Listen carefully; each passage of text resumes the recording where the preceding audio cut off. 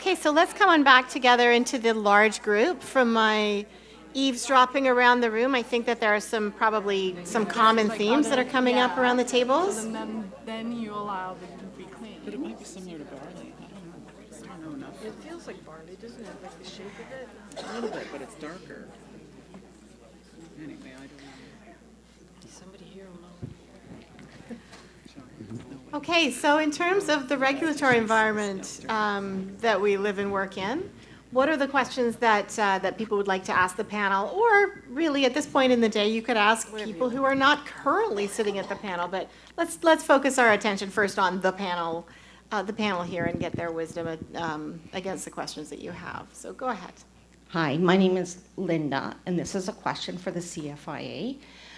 Just so you know, I manage the national Facebook page currently, and I get an awful lot of questions about labeling. We have recently heard that single ingredient items are not allowed to be labeled gluten-free.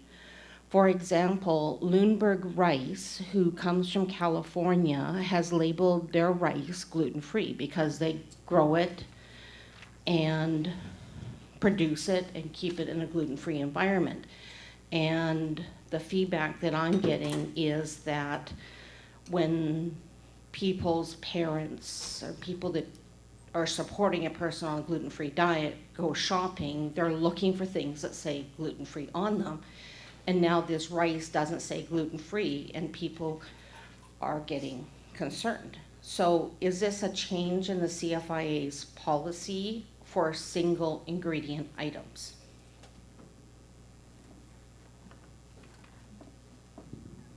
So there's no change in the policy. The gluten-free requirements are one of the special dietary use requirements. And the requirement itself says that it has to be specially processed. So it's not really about single ingredient per se, it's about the specially processed. Somewhere that specially processed actually over time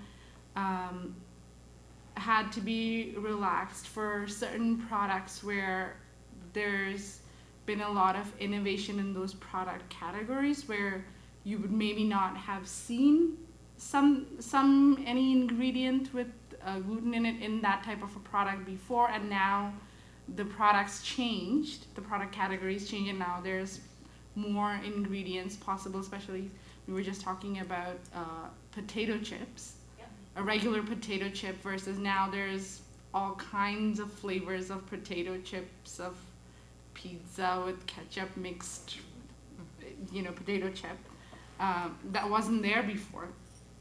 So as the category changes, I think there's been more of an allowance of gluten-free claims on those types of categories.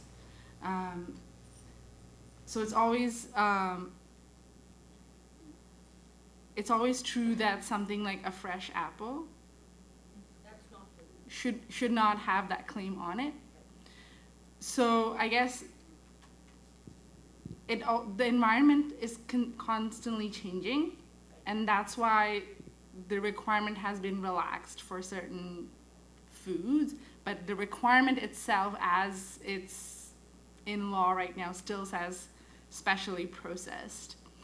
So it's not so much that the requirement has changed to include more foods. It's actually the other way around. The requirement still says specially processed, that it has to be, and it's just been relaxed in the categories where we know enough information that there are lots of reasons why there would be other products which would have gluten, that you would expect gluten in that category.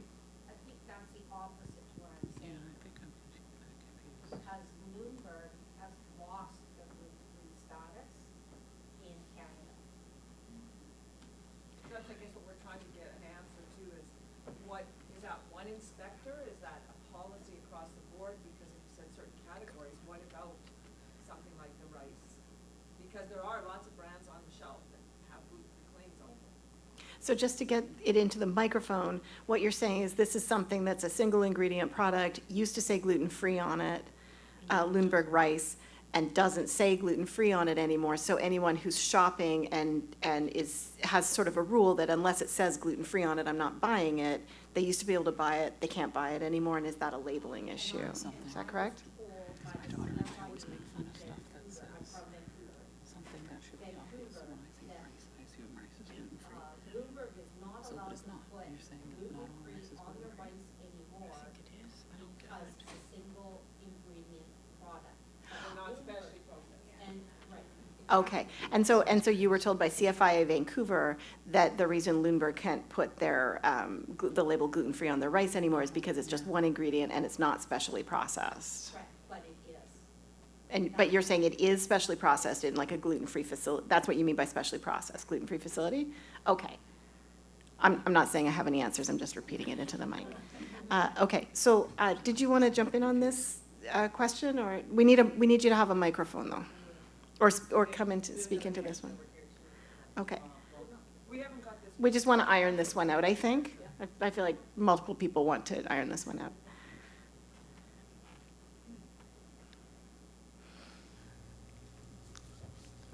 I want to say this as succinctly as possible. Where, from a scientific standpoint, whether it's a single ingredient, whether it's specially processed or not, if there's a body of evidence, actual testing, to indicate to me as a consumer that this product has been tested, that it reliably, in reasonable size lots, and that does not mean 5 million pounds with a 6-ounce sample, that it is gluten-free, then I think that you should be able to label it as such. Because one of the large issues is with ingredients that are coming from outside of Canada, where you have absolutely no idea what the supply chain looks like and what it has been cross-contaminated with. Now, even if it is an apple, you don't know if it was not stored under or by 100-pound bags of flour, and that it's now contaminated because there's wheat dust on the apples. Whereas if someone can actually say that before we sell them, we have washed them and we have tested them and there are no residues, they should be able to put gluten-free on it. Because the point is, as the end user, does the product contain gluten? And if there's any chance of that, or if there's any doubt about it, or if there's any kind of variability, going back to the sorghum issue, the person who has the body of scientific evidence to see on a reasonable size lot that has a composite sample should be able to label it as such, because they've gone that step to make sure that it's safe for me to eat. Whereas someone who just says, well, it's rice, so it should be gluten-free, that's not good enough. That's just dodging the question. And that will lead me into where my next question goes, which is the may contains. As far as I'm concerned, all I have seen from the industry and all I have seen from regulatory is that is the lawyers covering their own asses. It has nothing to do with actual real risk or real science. And that, I think, needs to stop. Because I want to know if it's a may contain, is there a real risk? Or is it just the risk of a lawsuit when somebody inevitably screws up? And frankly, the thing is, when someone screws up in the food industry and they affect my health, they should be liable. Writing may contain is not off the hook for bad practices, bad SOPs, bad execution, and failure to test, oversized lots, and also test methodologies that are not as good as they're cracked up to be. All of those things come into play. And for that reason, I see may contain means the lawyers made me cover my ass. That's all it means. And Walmart putting on may contains on every single product, Oh. including lemonade. and Absolutely everything. So- They would put it so- on, they put it on water. So, so it seems to me that we've got like sort of, I don't know, maybe 5 questions on the table now. They're not questions, so- those are statements. Right, Okay? right, right. That's what I have observed over the past couple of decades, that's what it actually means. And what I'm looking for is someone on this panel to stand up and say, we're gonna take action to fix that. Okay, so it sounds like though there's an issue around what the may contain labeling, there's an issue around the actual testing and the lot size, there's an issue around single ingredient product labeling. There might be another issue that I'm missing, but at least it seems Supply like those chain. are 3 buckets Supply and there might chains. be. Don't forget supply And chain. the supply chain. So there might be multiple people on the panel who want to weigh in on those questions, so No, let's be very let the interested. panel, Thank you. sort of have at it for a few minutes. So, So I'll start with the single ingredient one. As far as I know, the single ingredient one has always been like this. The requirement has always been for specially processed ingredients to be able to say gluten-free. So why other single ingredient foods, if they were not specially processed, would have been allowed to say gluten-free? I don't think so. So in terms of going back to if it's a matter of supply chains and cross-contamination, for sure that's one more step in the same direction of changing environments, right? We've gone from having the regular potato chip, that was the only potato chip that existed, to now having so many. And this is just one more step in that direction, where now the pre-packaged rice is coming from somewhere where it might be contaminated with gluten, if that's what it is, even though there should not really be, because unlike oats, rice doesn't grow at the same temperature and same kind of fields. It grows in a pond of water, so there's no reason for it to really be contaminated. But if it's because of changing environments related to the supply chain, right? And that's why right now people seem to be a lot more comfortable about the apple not being allowed to say the gluten-free. And like one person mentioned that, well, maybe that's just for the time being, and at some point, how can you guarantee that? So it seems like what I'm hearing is the requirement itself of requiring something to be specially processed may then become questionable because of changing environments, and that's something I think for Health Canada to consider, whether the requirement itself needs to be reviewed because of the supply chain changing. As far as the precautionary statements go, right now we don't have any Canadian requirements around the precautionary labeling, other than where it has to go if it's present and the legibility that it has to be in.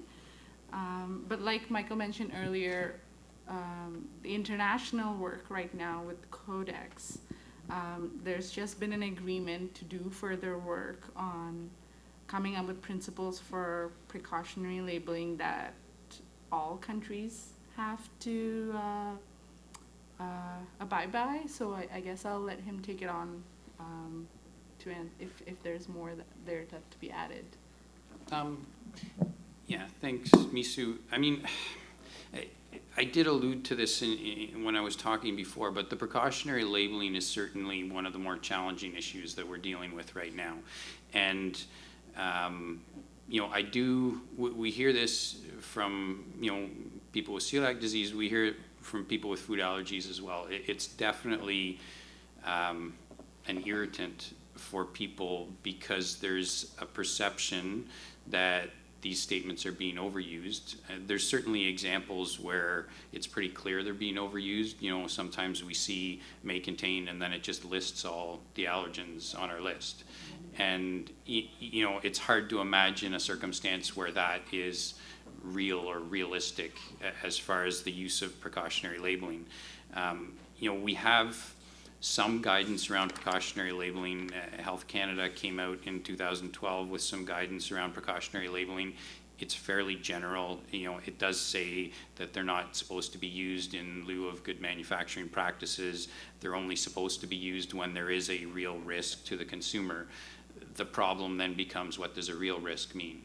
And each manufacturer is going to be making things a little bit different. There's so many different ways you can manufacture a food, and so many different ways that a food could get cross-contaminated. And I think the difficulty becomes in part trying to define what that health risk is, or what would be an acceptable level of risk where you wouldn't put this statement on a food, as opposed to defining, okay, here is where that risk starts. And we struggle with that in the area of allergens. It goes back to the fact that there are no threshold levels for allergens where we can say, okay, if you get it below that, then no one's going to have an allergic reaction to that food.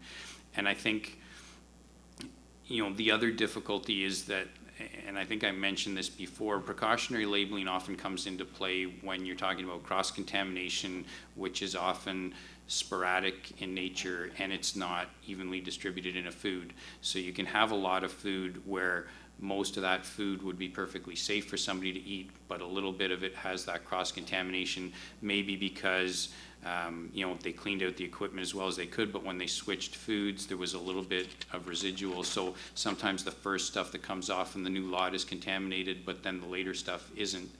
It becomes, I think, very difficult for some of the manufacturers to say, okay, I've got a little bit in there. I don't think there's much risk, but I'm not going to take the chance, so I'm just going to put a precautionary statement on everything. And, I think what I would say is we do recognize that there's a need for more guidance, more specific information. I don't want to say regulation, because I think it's probably easier to do it without regulation, but certainly more guidance for manufacturers around, okay, here's when you use it and here's when you can't. In a lot of ways, it goes back to trying to balance safety with availability of choices. And right now, things are skewed, in a strange way towards safety, but at the exclusion of availability of choices. And it's much easier to do something about a food that's cross-contaminated that should have a precautionary statement on it but doesn't, than it is to do something about a food that really doesn't need a precautionary statement on it but puts one on. The government would have a lot of difficulty telling a manufacturer, okay, you have to take that statement off, unless they were willing to take responsibility for that food from now on.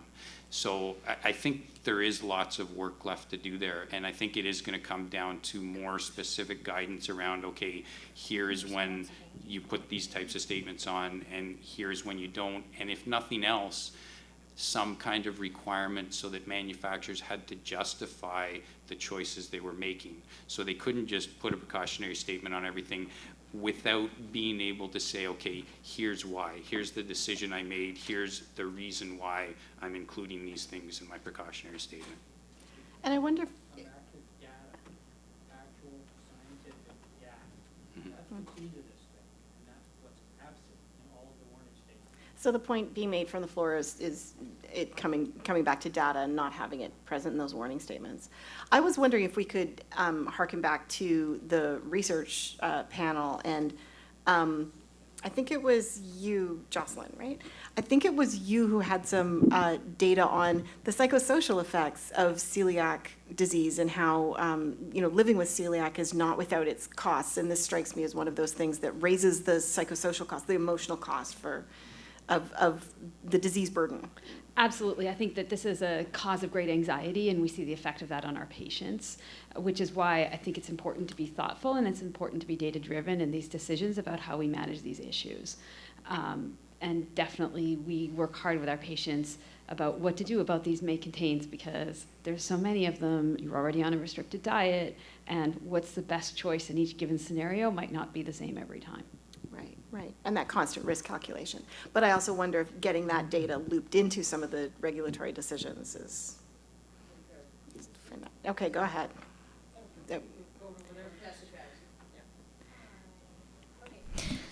So we talk a lot about, in our counseling sessions, not only about food, but anything else you're putting in your mouth or swallowing needs to be free of gluten.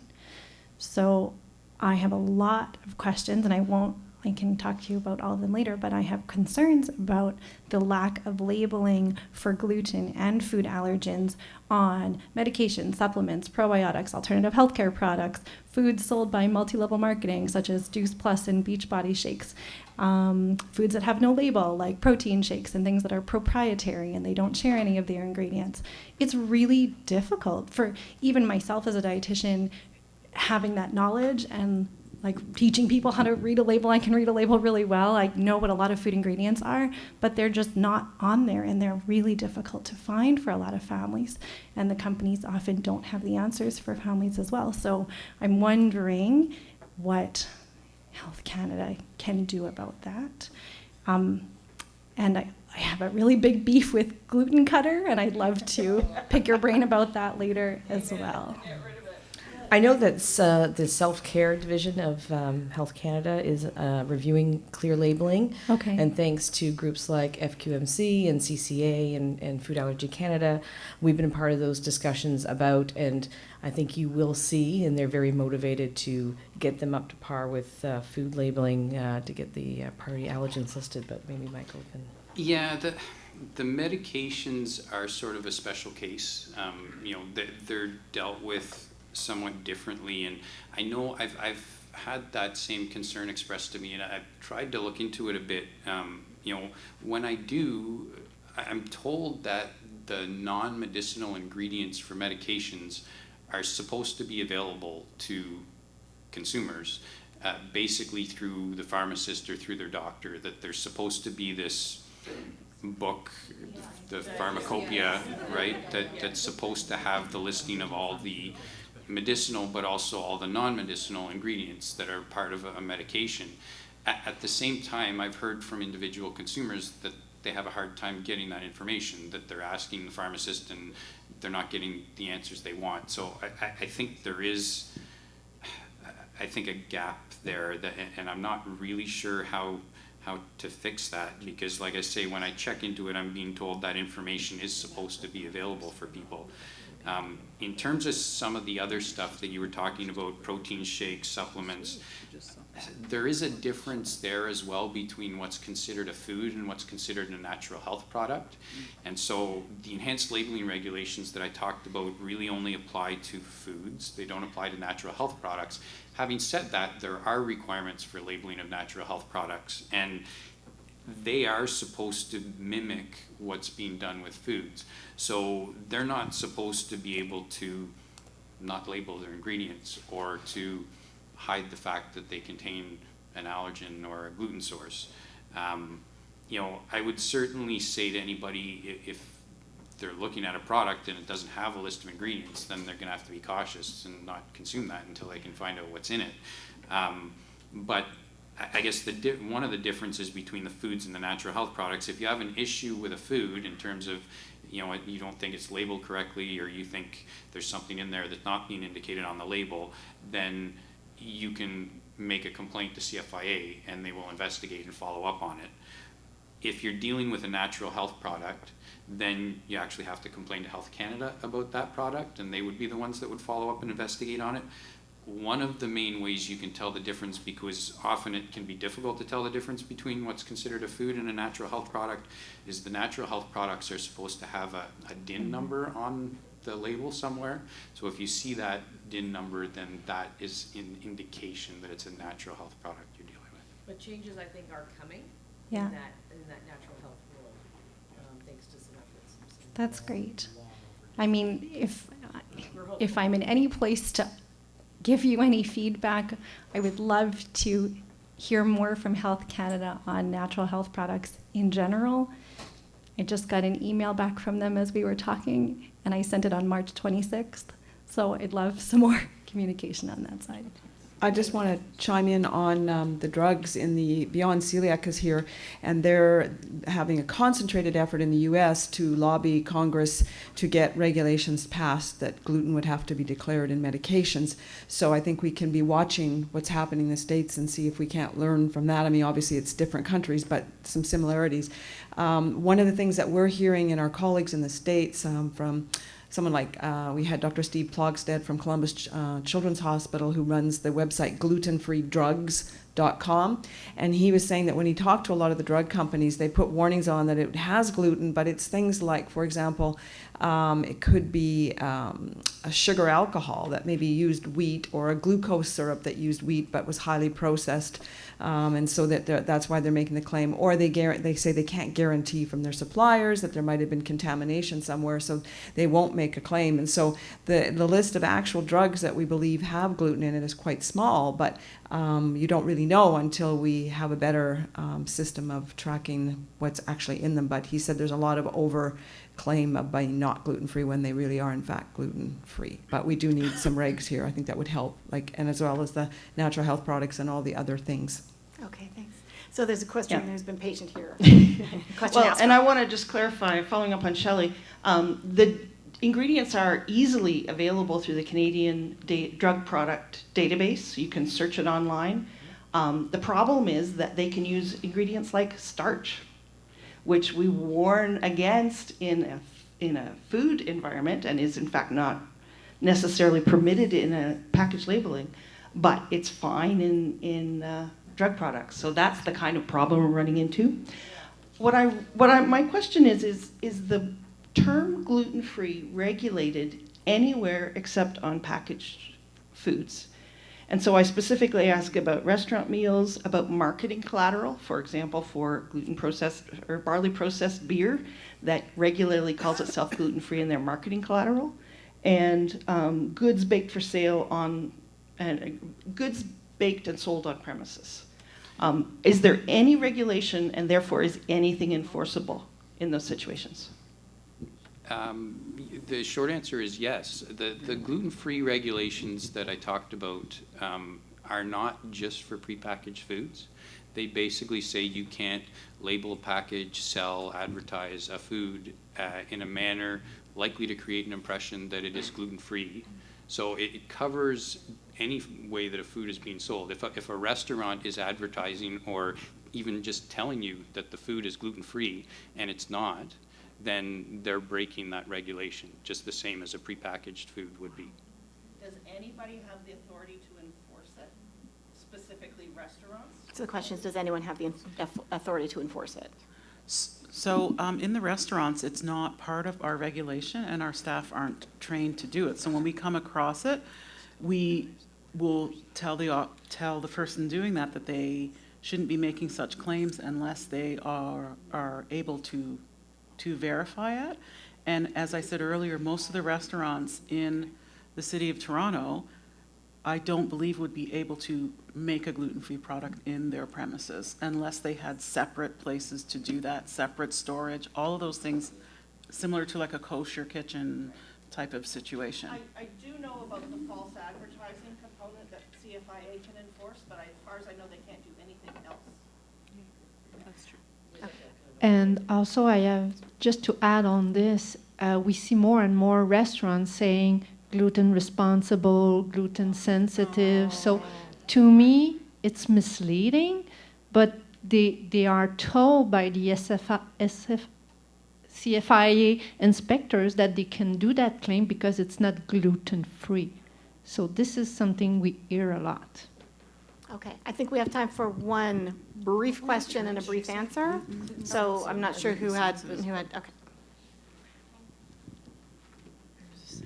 We are hitting time for break, and Margaret has a plane that she needs to sprint to catch, so.